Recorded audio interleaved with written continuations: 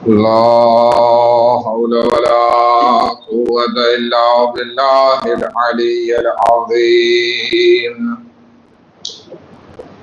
أعوذ بالله من الشيطان اللعين الرجيم. بسم الله الرحمن الرحيم. الحمد لله رب العالمين. الصلاة والسلام على سيدنا ونبينا وحبيب قلوبنا وطبيب نفوسنا وشفيع ذنوبنا جد الحسن والحسين أبي القاسم محمد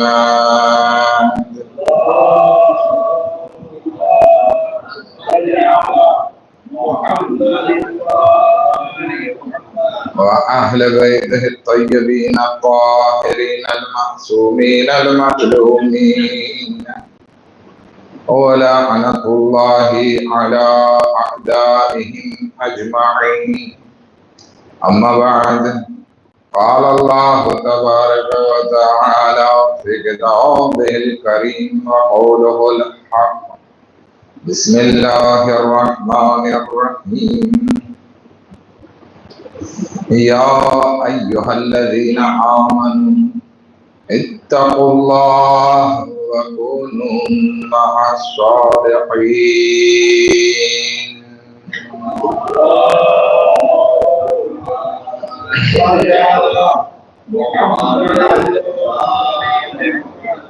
મારા દોસ્તો અને વડીલો, આ અય્યામે અઝા દરમિયાન હિજરી સન 1446 માં ઇમામ હુસૈન અલૈહિસ્સલામના 10માથી 20મા સુધી આપ સમક્ષ ઉપસ્થિત થવાનો મોકો નસીબ થયો અને મુસલસલ આપની સમક્ષ આ 10મી મજલિસ પેશ કરી રહ્યો છું આ અશરાના હવાલાથી. આપ સર્વોનો શુક્રગુજાર છું કે આજ સુધી હાલ સુધી તમે મને શાંતિથી સાંભળ્યો, ધ્યાનથી સાંભળતા હતા એવા ફીડબેક મારી સુધી પહોંચ્યા. ઇન્શાઅલ્લાહ ખુદાવંદી આલમ એનો અજરે અઝીમ આપ સર્વોને નસીબ કરે. આ ઉપરાંત ખાદી ઓર્ગેનાઇઝેશનનો પણ હું શુક્રગુજાર છું કે જે લોકો વસીલા બન્યા કે જેના થકી હું આપની સમક્ષ હાજર થવાનો શરફ હાસિલ કરી શક્યો. અને સાથોસાથ ભાવનગર કેએસઆઈ જમાતના હોદ્દેદારો તેમજ તમામ મોમિનીન મોમિનાતનો પણ શુક્રગુજાર છું કે જેઓ આ જમાતને બાકી રાખવામાં તેમજ આ અશરો બરકરાર કરવામાં ખરા ભાગીદાર છે. ઇન્શાઅલ્લાહ અલ્લાહ પાસે દુઆ ગુજાર છું કે આ બધી જહેમતોનો ખુદાવંદી આલમ તમને બહેતરીન અજર નસીબ ફરમાવે. એક દુરૂદની બરકતથી.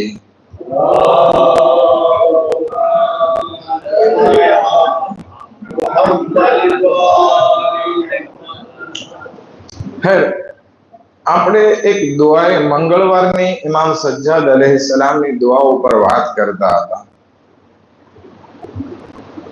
ગઈકાલે એની પહેલાની મજલિસમાં શાયદ આના ઉપર જરાક વાત કરી હતી. એમાં એક જુમલો આ છે, અલ્લાહુમ્મા જઅલની મિન અવલિયાઈ. ખુદાયા મને તારા દોસ્તોમાંથી કરાર દે,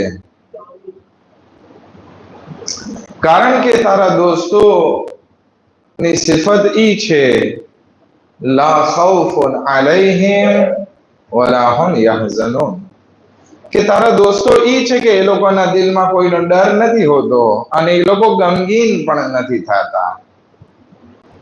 આ એક બહુ મહત્વની વાત છે કે અગર જો ખુદાવંદી આલમ આપણને બધાને અલ્લાહના મુહિબ બનાવી દે તો પછી આપણને દુનિયામાં કોઈ ડર નહીં સતાવે.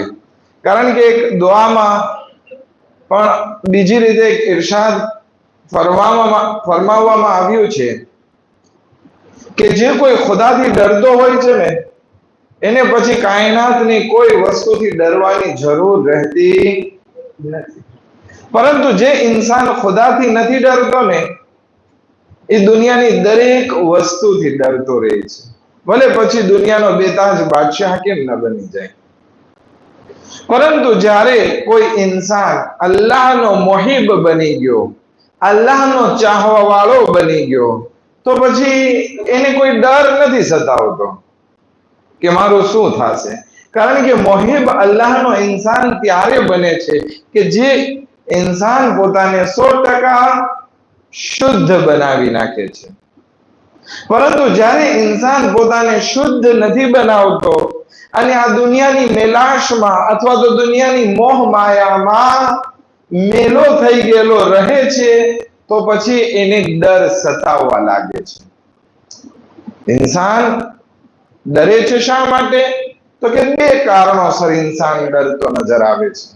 એક તો એને આ દુનિયામાં રહેવાની તમન્ના હોય, માટે અગર જો એને કહેવામાં આવે કે તને મોત આવવાની છે, તો કારણ કે એને દુનિયામાં રહેવું હોય છે, તમન્ના એ હોય છે કે મારે દુનિયામાં બાકી રહેવું છે, અને આપણે એની સામે મોતની વાત કરીએ ને તો એ જરાક ડરવા લાગે. તો ઇન્સાનના ડરવાનું એક કારણ એ છે કે ઇન્સાનને દુનિયામાં રહેવાની તમન્ના છે. બીજું કારણ શું છે? તો કે બીજું કારણ પણ એના જેવું જ છે કે જ્યારે ઇન્સાનને આ દુનિયા છોડવાની વાત આવે, એટલે કે એને જે પણ કમાયેલું છે એ બધું મૂકીને જવાની વાત આવે, ત્યારે આ ઇન્સાન ડરવા લાગે છે કે મને અગર જો મોત આવી ગઈ તો મારા બાલ બચ્ચાને મારે મૂકી દેવા પડશે, મારા ભાઈઓને મૂકી દેવા પડશે, મારી દુકાન અથવા મારો ધંધો છે એ મારાથી છૂટી જશે, મારી સરસ મજાની હમણાં BMW ગાડી લીધી છે એ હવે હું ચલાવી નહીં શકું, બીજા ધણી થઈ જશે. તો પછી ડર લાગે કે ભાઈ આટલું બધું કમાવ્યું, આટલું બધું મહેનત કરી અને હવે છોડીને જવાનું. તો ઇન્સાન ડરે છે શા માટે? બે કારણોસર. પહેલું દુનિયામાં રહેવાની તમન્ના, અને બીજું દુનિયાને છોડવાનો ડર. પણ ઇમામ સજ્જાદ અલૈહિસ્સલાતુ વસ્સલામ શું ફરમાવે છે? જે કોઈ ઇન્સાન અલ્લાહનો મહેબૂબ બની ગયો, અલ્લાહનો દોસ્ત બની ગયો, અલ્લાહનો ચાહવા વાળો બની ગયો, પછી એને આ દુનિયામાં રહેવાનો ડર નથી, દુનિયામાં રહેવાની તમન્ના નથી, દુનિયા છોડવાનો ખૌફ નથી. કારણ કે અગર જો આ દુનિયા મૂકશે તો જન્નત મળવાની છે, આ દુનિયા છોડશે તો ખુદા મળવાનો છે. તો પછી ના તો એને દુનિયામાં રહેવાની તમન્ના સતાવે છે, ના દુનિયામાંથી ચાલ્યા જવાનો ખૌફ સતાવે છે. માટે ઇમામ સજ્જાદ અલૈહિસ્સલામ આ દુઆ કરે છે કે ખુદાયા મને તારા અવલિયાઓમાંથી કરાર દે, કારણ કે તારા અવલિયા, તારા મહેબૂબ લોકો ઈ છે કે જેના દિલમાં કોઈ ખૌફ નથી અને એના દિલમાં કોઈ હુઝ્ન અને ગમ નથી. હવે ઇમામ સજ્જાદ અલૈહિસ્સલાતુ વસ્સલામને આપણે શામના કૈદખાનામાં જોઈએ અથવા તો યઝીદના દરબારમાં જોઈએ તો જંજીરોમાં જકરાયેલા છે. હોવું તો ઈ જોઈએ હતું કે ઇમામ સજ્જાદ અલૈહિસ્સલામ એ બધા 700 ખુરશી નશીન હતા, ખુરશી ઉપર, તખ્ત ઉપર બેઠેલા બધા માણસો હતા, યઝીદ હતા, એનું લશ્કર હતું, એનાથી ઇમામ સજ્જાદ ડરવા જોઈએ. અને જે યઝીદ તખ્ત ઉપર બેઠો છે એને કઈ ડર હોવો ના જોઈએ. પરંતુ અહીંયા વાત ઉલટી છે. એક કેદી છે જેના દિલમાં કોઈ ડર નથી, ભલે 700 શું 7000 કેમ ના હોય, ડર નથી, અને તખ્ત ઉપર બેઠેલો છે એ ડરી રહ્યો છે. અને જ્યારે એ કેદી માંગણી કરે છે, એટલે કે આપણા ઇમામ માંગણી કરે છે કે મને પણ આ પગથિયા ઉપર, લાકડાના પગથિયા ઉપર જવા દે કે હું પણ તમને કંઈક વાત કરું, તો યઝીદ ડરે છે કે નહીં નહીં નહીં નહીં, ઇમામને રજા નહીં, શું કામ? કારણ કે આ ચડશે તો નીચે નહીં ઉતરે જ્યાં સુધી કે મને જલીલ ના કરી નાખે અને આલે અબી સુફિયાન ને જલીલ ના કરી નાખે. આ પેલી બીજી મજલિસમાં આપણે થોડોક એના ઉપર વાતચીત કરી હતી.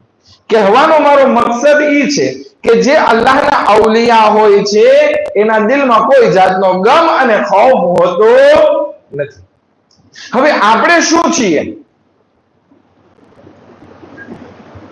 જે અલ્લાહના અવલિયા હોય છે એ અહેલે બેત અલૈહિસ્સલામના શિયા પણ હોય છે. ઇન્શાઅલ્લાહ આપણે મજલિસમાં વાત આવશે ત્યારે સરખી રીતે હું એના ઉપર ડિટેલથી વાત કરશું અને તમને બધું સમજાઈ પણ જશે એ રિવાયત હાથમાં લઉં ત્યારે. પણ પ્રસ્તાવનાના રૂપે તમારી સમક્ષ રજૂ કરી દઉં કે જે લોકો અલ્લાહના અવલિયા છે એ અહેલે બેતના શિયા છે. પણ હવે હું અહીંયા મજલિસમાં શરીક થાઉં છું, ઇમામના ગમમાં ગમગીન થાઉં છું, ઇમામની ખુશીમાં ખુશી મનાવું છું, મુહર્રમ આવે ત્યારે કાળા કપડા પહેરું છું, મજલિસે હુસૈનમાં શિરકત કરું છું, તો શું હું શિયા બની ગયો? અથવા તો રોજ બરોજ જ્યારે મને પૂછવામાં આવે છે કે તમે કોણ, તો આપણે શું કહેશું? હું શિયા ઇથના અશરી આપણે કહેશું, પણ સાથે ખોજા આગળ લગાડશું ને, એ આપણી એક મજબૂરી છે. પણ આપણે પોતાની જાતને શું કહીએ છીએ? શિયા કહીએ છીએ. પણ શું હકીકતમાં પણ આપણે શિયા છીએ? એનો સવાલનો જવાબ પછી આપીએ આપણે. પણ પહેલા તમને કહેતો જાઓ, શિયા કોણ છે? જ્યારે કયામતનો દિવસ આવશે ને ત્યારે માણસો કબ્રમાંથી ઉઠાડવામાં આવશે અને એ કબ્રમાં ફિશારે કબ્ર, મુનકિર નકીરના સવાલ જવાબ, કબ્રનો અંધકાર, કબ્રના જીવડાઓ અને સુખ દુઃખ તડકા છાયા જે કબ્રના હોય ને એ બધા પસાર કરી અને મહેશરના મેદાનમાં હાજર થશે, કયામતના મેદાનમાં હાજર થશે. અને ત્યાં બધી કેવી મુશ્કેલાતો હશે બધાને ખબર છે. શું શું હશે? તો કે પેલા મીઝાન હશે, હિસાબ કિતાબ હશે, નામે અમાલ આપવામાં આવશે અને પછી પુલે સિરાત હશે. અને એ જહન્નમનો પુલ એક પુલ નહીં હોય બલકે 7 પુલ હશે, સરખા નહીં હોય સીધા, અમુક ઊંચા, અમુક નીચા, અમુક આડાવાળા, અમુક પહાડી રસ્તા, અમુક ખાઈવાળા રસ્તા, અમુક ખીણવાળા રસ્તા, બધા હશે. આવા 7 પુલમાંથી પસાર થવાનો છે. અને એ કેટલાય કિલોમીટર છે, એક એક પુલ કેટલાય કિલોમીટર છે. આપણો મૌઝુ નથી, ક્યારેક વાત આવશે ઇન્શાઅલ્લાહ અને મોકો નસીબ થયો તો આખા આ જહન્નમનો પુલે સિરાત જે ખાલી આપણને તો એટલી જ ખબર છે કે બાલથી વધારે બારીક છે અને તલવારની ધારથી વધારે તેજ, પણ બહુ ખતરનાક છે. કોઈ વખત મોકો આવશે તો કેટલા કિલોમીટર છે ને એ પણ હદીસમાં બયાન કરવામાં આવ્યું છે, તમારા સમક્ષ રજૂ કરીશ. અને અગર જો કોઈને જલ્દી જાણવાનું કુતૂહલ હોય, જિજ્ઞાસા હોય, તો પછી મારી યુટ્યુબ ચેનલ ઉપર જાજો અને ત્યાં નહજુલ બલાગા પત્ર નંબર 69 હશે. એમાં 12મા દર્શથી 15મા દર્શ સુધીમાં આપણે પુલે સિરાત અને કયામત ઉપર વાત કરેલી છે. અને એમાં કિલોમીટર બતાવેલા છે કે કેટલા કિલોમીટરનો જહન્નમનો પુલે સિરાત છે, જહન્નમ ઉપર બાંધવામાં આવેલો પુલે સિરાત છે. ત્યાં ચાલો, જ્યારે અમુક માણસો હશે જે સૌથી પહેલા આ બધા મકામને પસાર કરીને જ્યારે જન્નતમાં પહોંચશે ને અને જન્નતમાં દાખલ થશે અને એ લોકો એમ વિચાર કરતા હશે કે આપણે બધા કરતા પહેલા જન્નતમાં પહોંચી ગયા, માશાઅલ્લાહ. જેવા દાખલ થશે તો અમુક લોકો પહેલેથી મોજૂદ હશે. ત્યારે આ સૌથી પહેલા દાખલ થવા વાળા માણસો પહેલેથી મોજૂદ વાળા જન્નતમાં મોજૂદ લોકોને જોઈને અજબ થશે અને પૂછશે કે તમે અમારી પહેલા પહોંચી ગયા? તો કે હા, અમે તો ક્યારના આવી ગયા છીએ. તો કે અજબ, અમને એમ કે અમે જ પહેલા હતા, આ તો તમે પહેલા થઈ ગયા.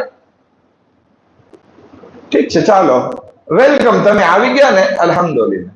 તો કે નહીં, આપણે થોડીક વાત કરીએ. તમે જોયું કબ્રનો પેલા તો રૂહ કબ્ઝ થાવી કેવી સખત હતી? તો કે ના, અમે કઈ નથી જોયું. તો કે તમને ખબર છે ને કે આપણને કબરમાં રાખવામાં આવ્યા, ગુસ્લ દેવામાં આવ્યું, કેટલો સખત મકામ હતો?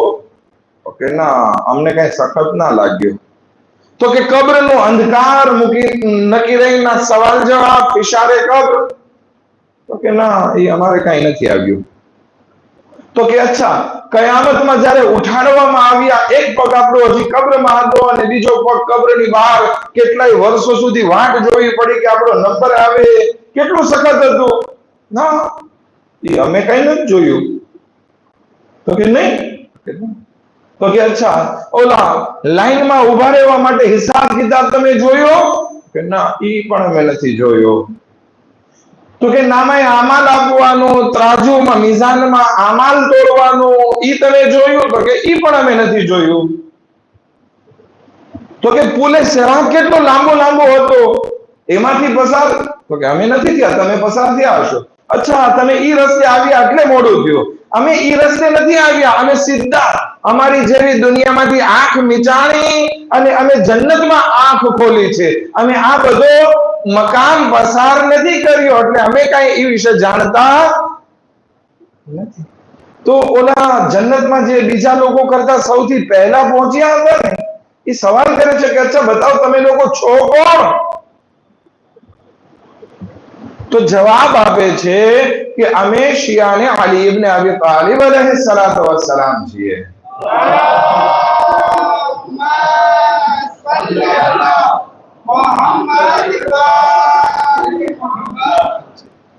અચ્છા, તો તમે લોકો કોણ છો?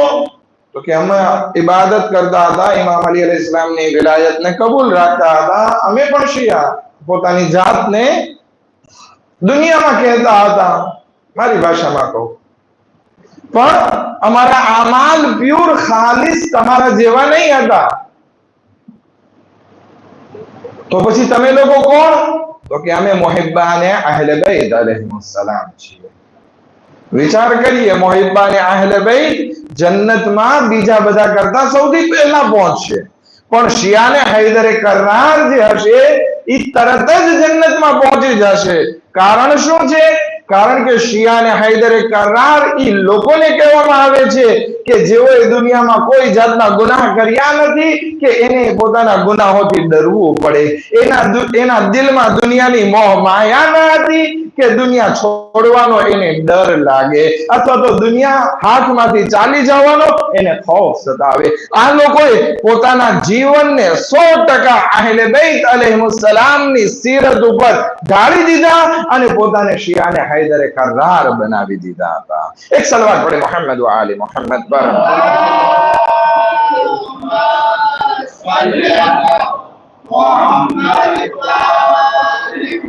કહેવાનો મકસદ ઈ છે કે દુનિયામાં જ્યારે આપણે શિયા કોમ્યુનિટીમાં જોઈએ ને, તો બે પ્રકારના, એક શિયા ખાલી નામના હોય છે, પણ હકીકતમાં ઈ અહલે બેત अलैहिस्सलाम સાથે મોહબ્બત રાખે છે, પણ સાથે સાથે ગુનાહોમાં મુબ્તલા થાય છે, દુનિયાની મોહબ્બત પણ રાખે છે. તો આવા લોકોને શિયા નહીં કહી શકીએ.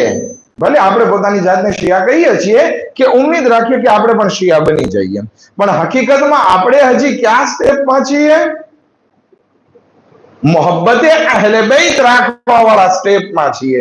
પણ જ્યારે આ મોહબ્બતે અહલે બેત એટલી ચળકવા લાગે કે ઇમામ અલી अलैहिस्सलामની સીરત આપણા જિંદગીમાં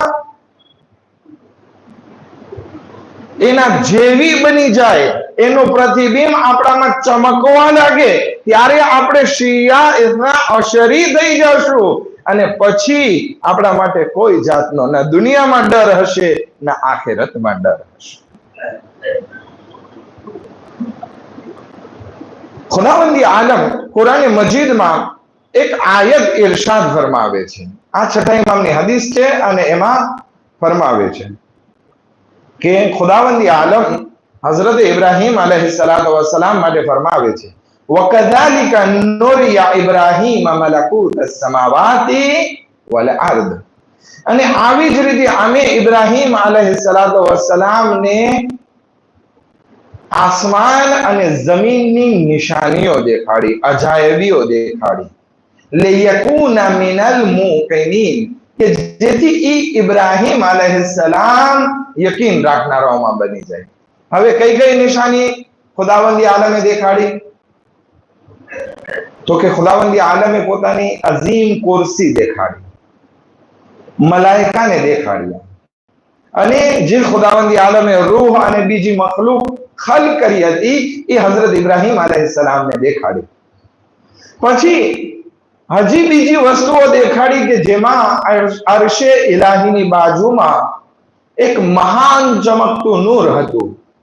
તો હઝરત ઇબ્રાહીમ અલૈહિસ્સલામ પૂછે છે, ખુદાયા તું મને આ બધી નિશાનીઓ દેખાડે છે, તો આ મહાન નૂર કોનું છે?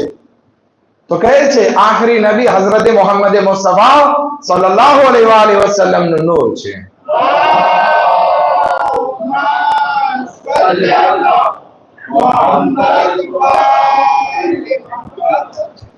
તો કે અચ્છા, તો કે એની બાજુમાં મને બે નૂર દેખાય છે, ઈ કોના નૂર છે?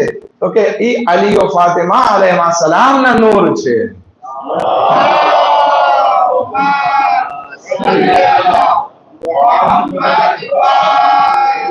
તો કે હજી બીજા બે નૂર દેખાય છે આ બાજુમાં, ઈ કોના નૂર છે?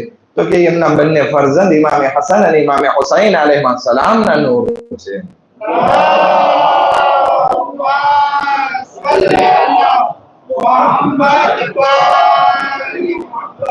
પછી હઝરત ઇબ્રાહીમ સવાલ કરે છે કે ખુદાયા હજી મને બીજા 9 નૂર દેખાય છે.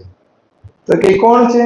તો કે ઈ એમના વંશજોમાંથી છે, ઇમામ સજ્જાદ અલૈહિસ્સલામ થી લઈ અને ઇમામ મહદી અફજલલ્લાહુ તઆલા ફરજહુ શરીફ ના નૂર છે.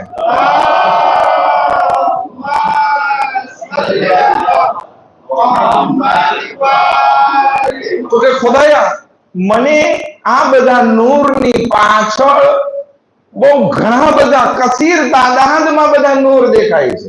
ઈ કોણ છે પરવરદિગારા? તો કે આ લોકો અચારદા માસુમીન અલૈહિસ્સલામ ના શિયાઓ છે. હઝરત ઇબ્રાહીમ અલૈહિસ્સલામ સવાલ કરે છે, પરવરદિગારા એ બધા શિયાઓની ક્વોલિટીઝ શું છે? એ બધાની સિફત શું છે? તો ખુદાવંદી આલમ ત્યારે 5 સિફત બયાન કરે છે. એમાં પહેલી સિફત ઈ છે કે આ બધા શિયાઓની સિફત ઈ છે કે રોજ 51 રકાત નમાઝ પડે છે.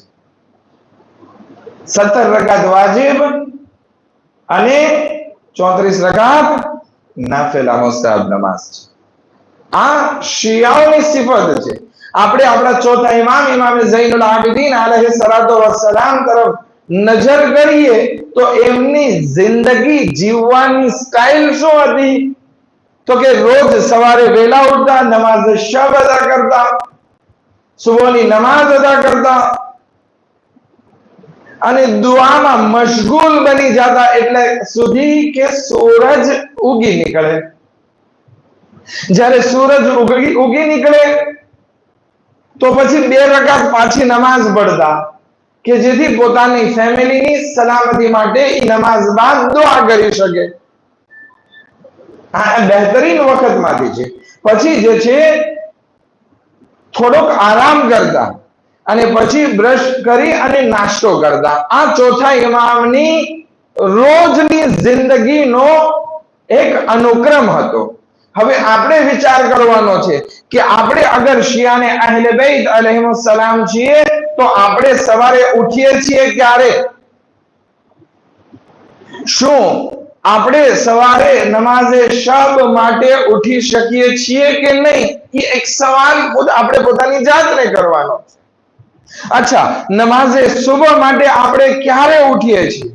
પરાણે સુબહની નમાઝ કઝા થતી હોય ત્યારે, કે પછી નહીં રાતના 2 વાગ્યા સુધી જાગતા હોય તો પછી સવારની નમાઝ તો એના માશાઅલ્લાહ અવારનવાર કઝા થઈ જાય છે. તો પછી આપણા જે ઇમામ સજ્જાદ અલૈહિસ્સલાતુ વસ્સલામ છે કે જે રોજ ઉઠીને સવારે અલ્લાહની ઇબાદત કરે છે અને હું મારી નમાઝે સુબહ ને અથવા તો નમાઝે શબ ને કઝા કરી નાખું છું, તો પછી મારામાં ને એનામાં ઘણો ફરક છે. મારે પોતાની જાતને શિયા કહેતા શરમાવવું જોઈએ, કારણ કે મારા મૌલા ઈ છે કે જે ઇબાદત ગુજાર છે અને હું ઈ છું કે જે નમાઝને કઝા કરું છું. માટે અગર જો આપણી આદત રાત્રે મોડા સુવાની છે તો એ આપણા અહેલે બેત અલૈહિસ્સલામની સીરત નથી. અને અગર મોડા સૂઈએ છીએ તો આપણામાં ઈ કેપેસિટી હોવી જોઈએ કે આપણે પણ નમાઝે શબ માટે ઉઠી શકતા હોય અને સૂરજ ઉગે ત્યાર સુધી ઇબાદતમાં પોતાની જાતને પસાર કરાવી શકતા હોવા જોઈએ. અને એમ નહીં કે આપણે ચાલો સવારે ઉઠ્યા, આંખમાં ચેપડા ભર્યા છે અને નિંદરનો માહોલ છે અને આપણે નમાઝ પઢીએ છીએ. નહીં, આપણા ઇમામ જે નમાઝ પઢતા એ એવી રીતે નમાઝ પઢતા કે જ્યારે વઝુ કરતા ને તો ધ્રુજતા.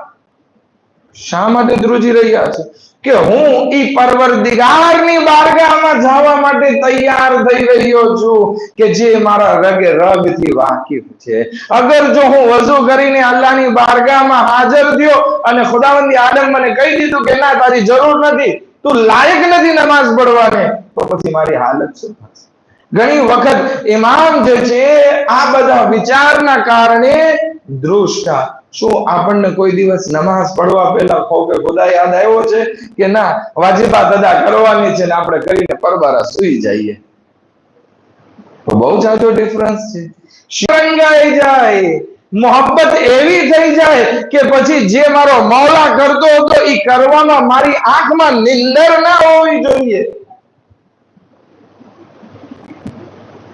અને જ્યારે ઇમામ નમાઝ પઢવા માટે ઉભા રહેતા, રીદા પડી જતી ને તો ઇમામને ખબર ના રહેતી.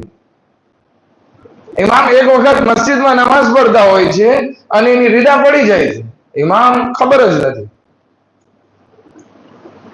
તો કોઈ નમાઝ બાદ ઇમામને પૂછે છે, મૌલા તમારી રીદા પડી ગઈ, તમે કેમ ઉઠાવી નહીં?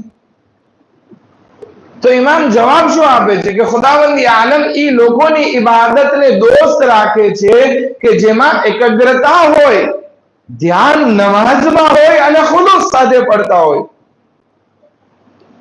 તો એ માણસ કહે છે કે મૌલા વાત તમારી સાચી છે કે તમે બહુ ધ્યાનથી નમાઝ પઢો છો, પણ અમે નમાઝ પઢીએ છીએ ને ત્યારે અમારી નમાઝ એવી નથી હોતી, અમને જાત જાતના વિચાર આવી જાય છે.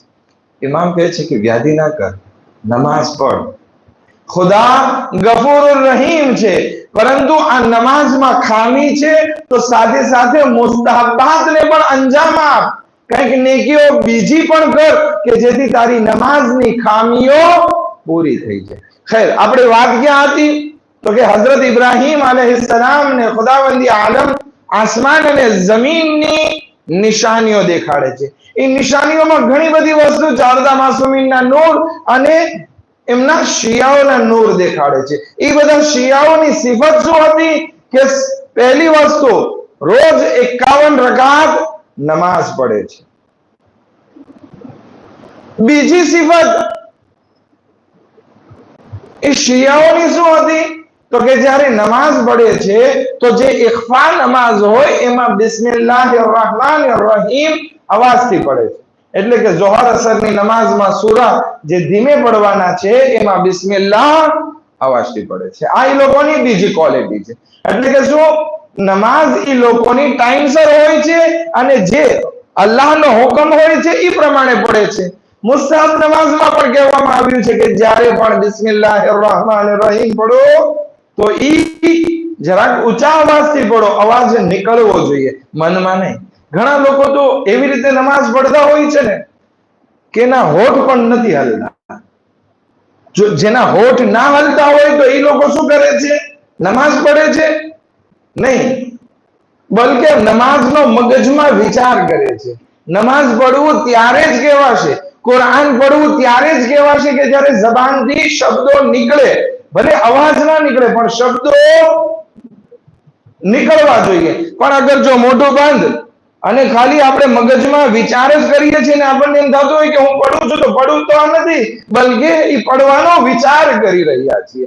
પડવું ત્યારે સિદ્ધ આવે છે અમુક મરજા તો ત્યાં સુધી કહે છે કે એ પડવું સાબિત જ નથી થતું જ્યાં સુધી જબાનથી શબ્દો ના નીકળે. ભલે અવાજ નીકળે કે ના નીકળે પણ હોઠ શરૂ બંધ થવા એની નિશાની છે. તો ખેર એ બધા શિયાઓની બીજી નિશાની ઈ છે કે નમાઝમાં બિસ્મિલ્લાહ અવાજથી પડતા હોય છે. એ લોકોની ત્રીજી નિશાની ઈ છે કે એ લોકો નમાઝમાં કુનૂત કરે છે, અલ્લાહ પાસે દુઆ માંગે છે. ઘણા ઇન્સાન એવા હોય છે કે મારે શું જરૂર છે ખુદા પાસે માંગવાની, ખુદાએ મને બધું આપી દીધું છે. નહીં, આ દુઆ માંગવી અલ્લાહની બારગાહમાં એક ઇન્કિસારી છે, અલ્લાહ પાસે એક આજીઝી છે અને બંદાઓનો એક સ્ટાર છે, એક દરજ્જો છે કે ઈ અલ્લાહની બારગાહથી માંગી રહ્યો છે. માટે આપણા બધા માટે જરૂરી છે કે અગર જો આપણે શિયા બનવું છે તો આપણે વધુમાં વધુ દુઆ માંગવી પડશે. આપણા ઇમામ સજ્જાદ અલૈહિસ્સલાતુ વસ્સલામે આપણને દુઆ માંગતા શીખવાડી છે. જ્યારે ઇમામ પોતાના ગુનાહો માટે, જો કે ઇમામના કોઈ ગુનાહ નથી, પણ જે ઇસ્તિગફાર માટે દુઆ કરે છે તો આવી રીતે માફી માંગતા નજર આવે છે કે ખુદાયા હું પહેલો નથી કે જેને તું એમ માફ કરેલો છે, અને હું છેલ્લો પણ નથી હોવાનો કે મારા પછી તું જાણે કોઈને માફ નથી કરવાનો. મારી પહેલા પણ તું એ ઘણાને માફ કર્યા છે અને મારી પછી પણ ઘણાને માફ કરવાનો છે, તો હું એ વચ્ચેનો છું, તો ખુદાયા મને તું શા માટે માફ નથી કરતો? આવી જ્યારે ઇન્સાન પોતાના પરવરદિગાર સાથે મુનાજાત કરતો હોય, ઇસ્તિગફાર કરતો હોય, તો શું એની દુઆ કબૂલ થવામાં વાર લાગે ખરી? અને જ્યારે ખુદા જોઈ રહ્યો હોય કે આ મારો બંદો મારા ખલીફા અને જેને મેં ઇમામ બનાવ્યા છે એના શબ્દોથી મારી બારગાહમાં માંગી રહ્યો છે, તો હું શા માટે એની તૌબા અને ઇસ્તિગફારને કબૂલ ના કરું? પણ જરૂરત ઈ છે કે આપણે શોર્ટકટ ના અપનાવીએ કે મૌલાના સાહેબ તમે મારા માટે બરકતની દુઆ કરી દો, મને કઈ તાવીઝ આપી દો. નહીં, દુઆ માંગવાની છે. ઘણા માણસો આવતા હોય ને કે મૌલાના સાહેબ કઈક અમલ બતાવો ને. આપણે કઈક રોજી માટે અમલ બતાવીએ ને તો ઈ પછી એની ઘરવાળીને થઈ આવ કે આ આગા સાહેબે મૌલાના સાહેબે દીધું છે અને તું અમલ કર કે જેથી આપણી દુકાનમાં બરકત થાય. એટલે કે રોજીમાં બરકત લાવવા માટે પણ દાડિયા રાખે છે એવું લાગે છે. નહીં, તને રોજીમાં બરકત જોવે છે તો ખુદ અમલ કર, ખુદ દુઆ માંગ. તને તારા ગુનાહોનો ઇસ્તિગફાર કરવો છે તો ખુદ અલ્લાહની બારગાહમાં ઇસ્તિગફાર કર. અને એમ ના સમજ કે તું કઈ નાનું એવું કામ કરી રહ્યો છે. નહીં, તું અઝીમ પરવરદિગારની બારગાહમાંથી માંગી રહ્યો છે.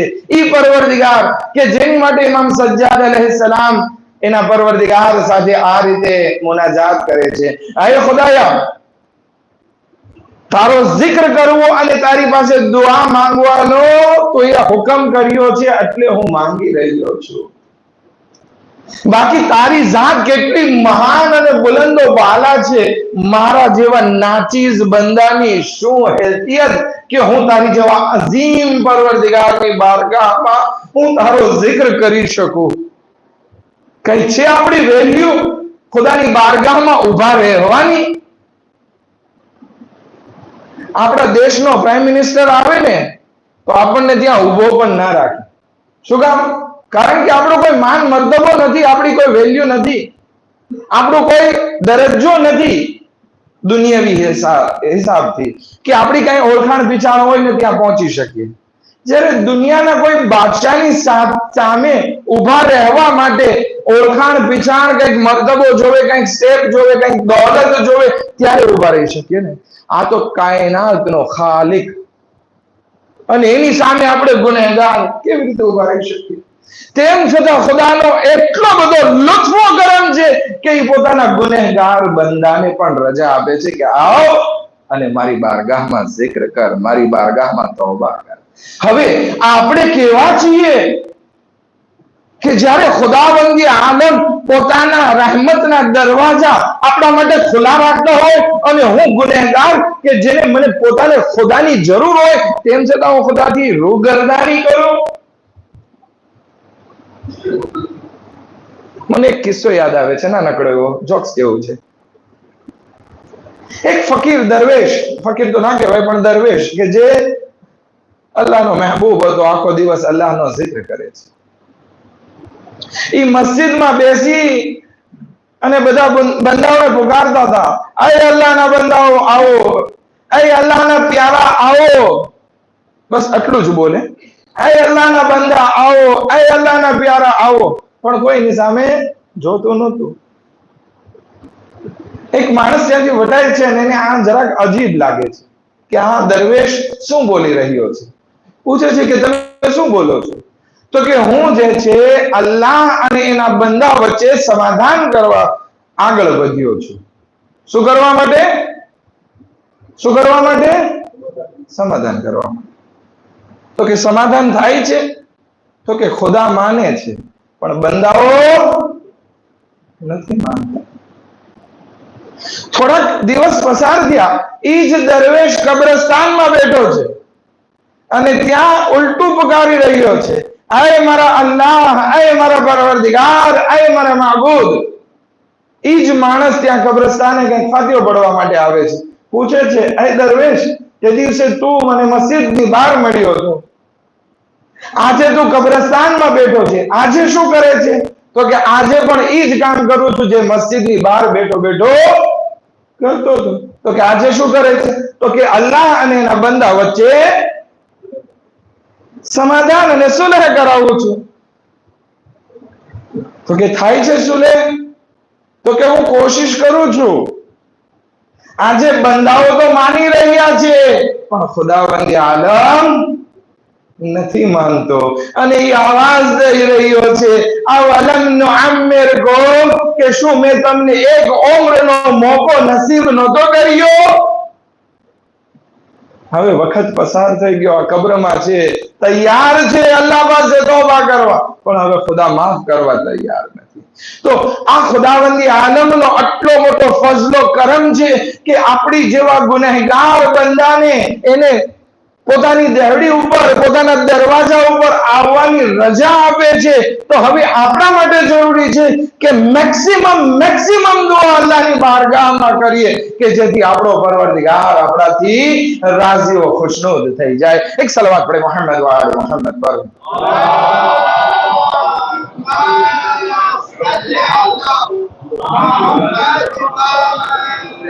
खैर, આપણો મોઝુ ઓલી રિવાયત ભૂલાઈ ના જાય. હઝરત ઇબ્રાહીમ ને ખુદાવંદી આલમે જમીન ઓ આસમાનની નિશાનીઓ દેખાડી, 14 નૂર દેખાડા. એની પાછળ ઘણા બધા નૂર કે જે શિયાઓ છે એની સિફત ઉપર આપણે વાત કરી રહ્યા છીએ. 5 સિફત છે. પહેલી સિફત છે કે રોજ 51 રકાત શિયાઓ નમાઝ પડે છે. બીજી કે પોતાની નમાઝમાં બિસ્મિલ્લાહ અવાજથી પડે છે. ત્રીજી વસ્તુ નમાઝમાં કુનૂત કરે છે. ચોથી સિફત શુક્રનો સિજદો કરે છે.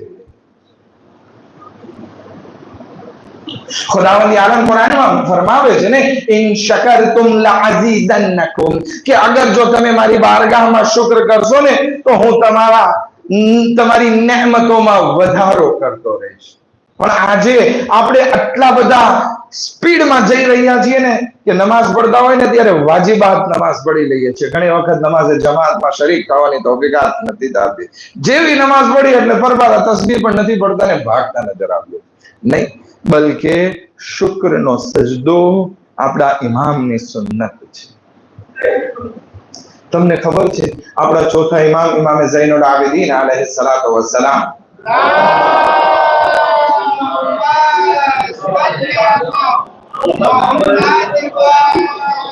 શામે ગરીબાથી 11મી મુહર્રમની સવાર સુધી ઇમામે શું કર્યું છે? કોઈ તમને બયાન નહીં કર્યું, સાંભળ્યું હોય તો અલ્હમ્દુલિલ્લાહ. શામે ગરીબા ખયામ સળગી ગયા છે, ખૈમા લૂંટાઈ ગયા છે. અમવાલ તારાજ થઈ ગયો છે, કઈ નથી, અંધારું છે. ઇમામ શું કરતા હતા? ગિરિયા કરતા હતા? નહીં. અલ્લાહની બારગાહમાં સજદામાં સર રાખી અને આખી રાત શુક્રન લીલ્લાહ પડ્યા છે આપણા ઇમામ.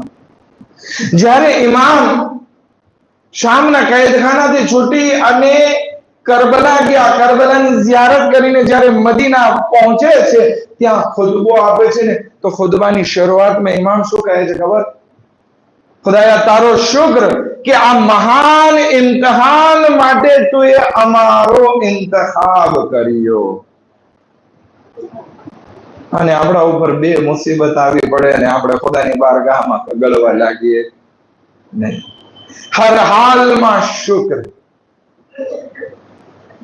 જ્યારે ઇમામ હુસૈન અલૈહિસ્સલામ આખરી મુલાકાત માટે આવે છે ને, ઇમામ સજ્જાદ અલૈહિસ્સલામ બેહોશ હતા. ઇમામ એને હોશમાં લાવે છે. દીકરા ખુદા હાફિઝ, હું જાઉં છું. તો કે ક્યાં? મક્તલમાં. તો કે બધા ક્યાં? નથી કોઈ, આપણે બે જ છીએ. ઇમામ સજ્જાદ અલૈહિસ્સલામ ઊભા થાય છે મહેનત કરીને લાકડીના ટેકે. ઇમામ હુસૈન પૂછે છે ક્યાં? તો કે મક્તલમાં મારી જાનને તમારા ઉપર કુરબાન કરો. ઇમામ બેસાડે છે, બેસો અને સાંભળો. તમારી સામે બે જિહાદ છે. એક જિહાદ ઈ છે કે જેને જિહાદે અસગર કહેવાય છે. મેદાનમાં જાઓ, પોતાની જાનને કુરબાન કરો. આ જિહાદે અસગર પૂરો થઈ ગયો. એક જિહાદે અકબર છે. એમાં શું છે? તો કે તમારા ગળામાં ખારદાર તોક, હાથમાં હથકડી, પગમાં બેડી, તમારી સાથે તમારી માઓ, બહેનો, ફૂફીઓ, માથા ઉપર વિદા નહીં હોય, રસન બંધાયેલી હશે. આ રીતે કરબલાથી કૂફા અને કૂફાથી શામ જવાનું છે અને મારી શહાદતનો પૈગામ પહોંચાડવાનો છે. મસાઈબ નથી પડતો, પણ એક નતીજો દેવા છે. ઇમામ સજ્જાદ અલૈહિસ્સલામ શું કહે છે? બાબા જાન, સતજિદુની ઇન્શાઅલ્લાહુ મિનશ શાકિરીન. ખુદાયા, અરે મારા બાબા, હું આ જિહાદે અકબર કરવા માટે તૈયાર છું અને આ બધા મોકા ઉપર હું સબ્ર નહીં કરું, બલકે અલ્લાહની બારગાહમાં શુક્રગુજાર બંદો બનીને રહીશ. હવે જ્યારે આપણા મૌલા આટલો બધો શુક્ર કરતા હોય અને આપણે એના શિયા બનવું છે, તો આપણા માટે જરૂરી નથી કે આપણે સજદામાં સર રાખી અને ઓછામાં ઓછું 3 વખત આપણે કહીએ શુક્રન લિલ્લાહ, શુક્રન લિલ્લાહ, શુક્રન લિલ્લાહ, અથવા કહીએ શુક્રન, શુક્રન, શુક્રન. આપણા ઇમામ શું હતા? 5મા ઇમામ ઇમામે મોહમ્મદ બાકિર અલૈહિસ્સલાતુ વસ્સલામ ફરમાવે છે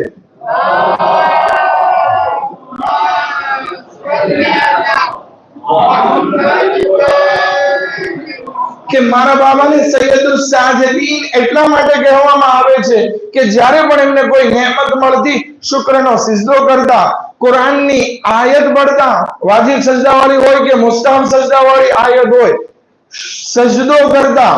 જ્યારે વાજિબ નમાઝ પૂરી થાય, શુક્રનો સજદો કરતા. કોઈ બે માણસ વચ્ચે સલાહ કરાવવામાં કામયાબ જાય, અલ્લાહની બારગાહમાં શુક્ર કરતા, સજદો કરતા.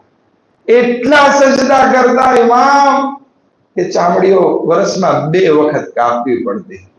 એટલા માટે જ ઇમામને ધુલ સફનાત કહેવામાં આવે છે કે જેની ચામડીઓ કાળી પડી ગઈ, ઢેફા પડી ગયા. આજ શિયાની સિફત ઈ છે કે અલ્લાહની બારગાહમાં શુક્રનો સજદો કરતા હોય. અને 5મી વસ્તુ ખુદાવંદી આલમ હઝરત ઇબ્રાહીમ અલૈહિસ્સલામને કહે છે, આ બધા નૂરની પાછળ જે કસીર તાદાદમાં શિયાઓના નૂર દેખાય છે ને, એની 5મી સિફત ઈ છે કે ઈ વીટી પહેરે છે. આપણા હાથમાં શિયાઓની સિફત ઈ હોવી જોઈએ કે અકીક અથવા ફિરોઝાની આપણા હાથમાં વીટી હોવી જોઈએ. આ એક જાહેરી સિફત છે કે જેથી આપણે પોતાની જાતને અહેસાસ કરાવીએ કે મેં આ વીટી પહેરી છે. શું કામ? કારણ કે એક શિયાની નિશાની છે. શિયા કોણ છે? કે જે કોઈ દિવસ ગુનાહ નથી કરતો, જે સીરતે અહલે બેત અલૈહિસ્સલામ ઉપર ચાલતો હોય છે. આપણા ઇમામની દરેક ઇમામે પોતાના હાથમાં વીંટી પહેરેલી છે અને દરેક ઇમામે એક વખત ઓછામાં ઓછી વીંટી રાહે ખુદામાં ખૈરાત કરી છે. આપણા ઇમામ ઈ છે કે જે સરસ મજાની આપણને જીવન જીવવાની રીત દેખાડે છે.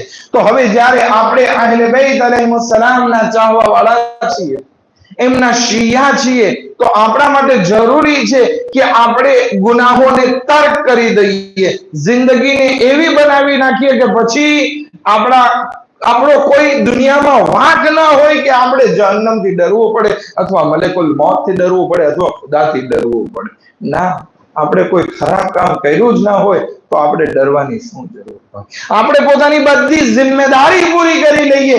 આપણે ઇમામ સજ્જાદ અલૈહિસ્સલાતુ વસ્સલામ જેવા બની જઈએ. આપસમાં રહેમ દિલ, નેકી કરવા વાળા, ગુનાહોથી પરહેજ કરવા વાળા, સખાવતમંદ, આ બધું કરવા મળીએ ને ત્યારે આપણે શિયા કહેવાશું. અને શિયા ઈ છે લા ખૌફુન અલૈહિમ વલા હુમ યહઝનૂન, કે શિયા ઈ છે, અલ્લાહના મુહિબ્બો ઈ છે, અલ્લાહના અવલિયા ઈ છે કે જેના દિલમાં કોઈ જાતનો ખૌફ નથી હોતો અને કોઈ જાતનો ગમ નથી હોતો. એ ઇમામ સજ્જાદ અલૈહિસ્સલાતુ વસ્સલામ પોતાના જીવનને એવી બહેતરીન રીતે પસાર કરે છે કે 35 વર્ષનું જીવન આશુરા પછી અને કુલ ઉમ્ર 57 વર્ષની હતી ઇમામ.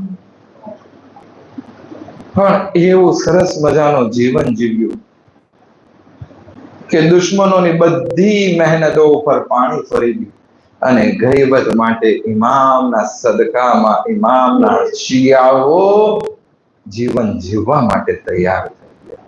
દીને મોહમ્મદીને સાચવી લેવા માટે તૈયાર થઈ ગયા.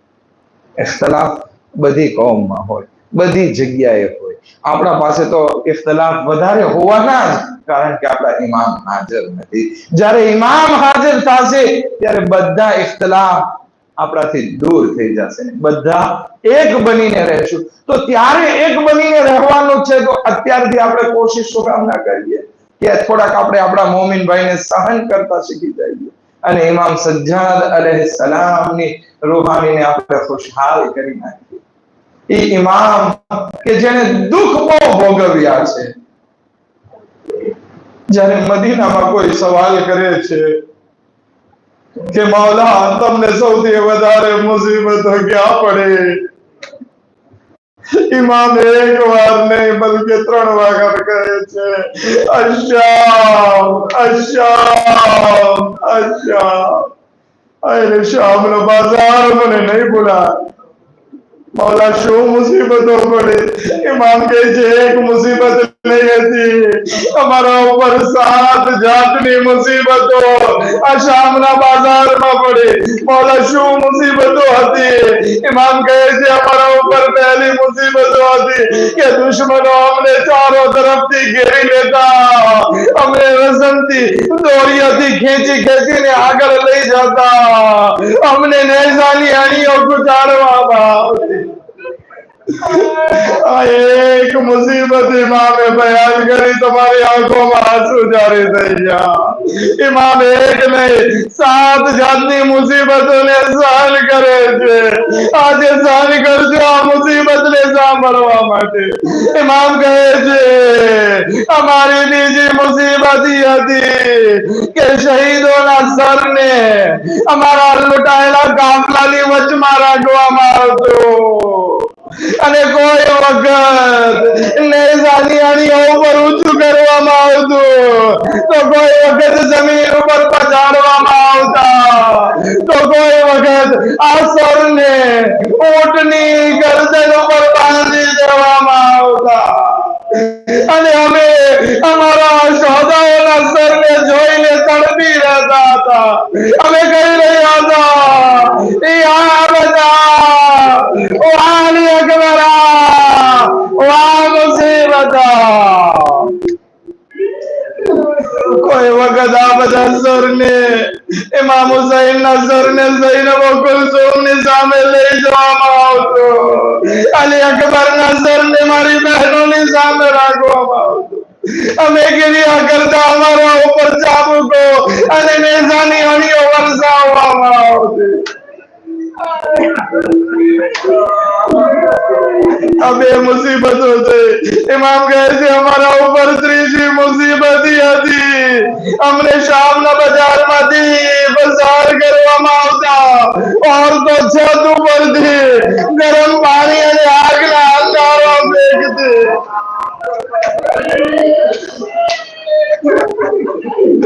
અરજદારો બહુ શાંતિથી સાંભળી લીધું.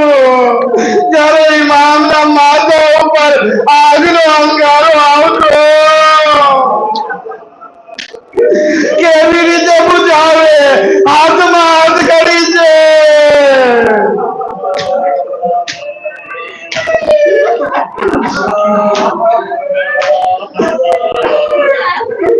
इमाम अलैहिस्सलाम फरमावे छे शामમાં અમારી ચોથી મુસીબત.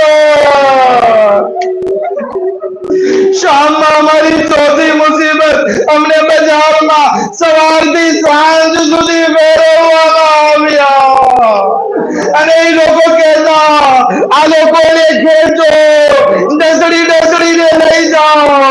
આ લોકોનો ઇસ્લામથી કોઈ વાસ્તો નથી. અરે જેના ઘરથી ઇસ્લામની શરૂઆત થઈ હોય એને કહેવામાં આવે આ લોકોનો ઇસ્લામથી કોઈ વાસ્તો નથી.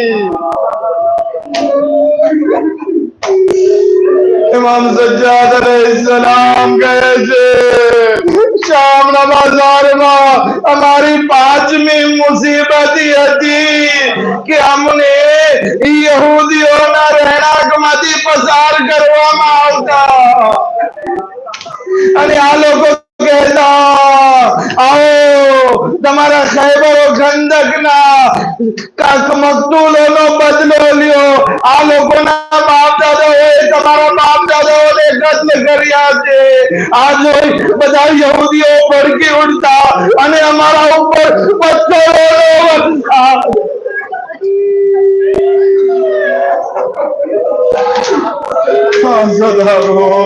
છઠ્ઠી મુસીબત बयान करवा दे रही हो जो अगर जो सांभળી सकता हो दिल पर हाथ રાખીને સાંભળજો. ઇમામ કહે છે અમને ખેંચી ખેંચી અને બજારમાં લઈ જવામાં આવ્યા જ્યાં ગુલામો અને કનીઝોની બોલી લગાડવામાં આવતી. અમને ત્યાં લઈ જાય અમારા ઉપર બોલી લગાડવામાં આવે. અમારી બચ્ચીઓ એમની મૂવીઓના દામનમાં લીપટી જાતી. આય મૂવી અમ્મા શું હવે એવો જમાનો આવી ગયો કે અમને અહીંયા વેચી નાખવામાં આવે.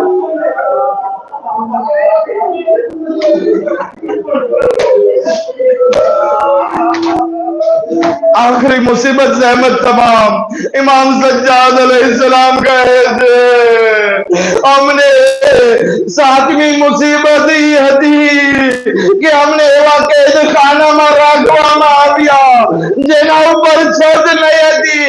આખો દિવસ અમે તડકામાં પડી રહ્યા હતા. આ બધી મુસીબતોના કારણે ઇમામ હુસૈનની એક દીકરી એ कैदखानाમાં દુનિયાથી रुखसत થઈ.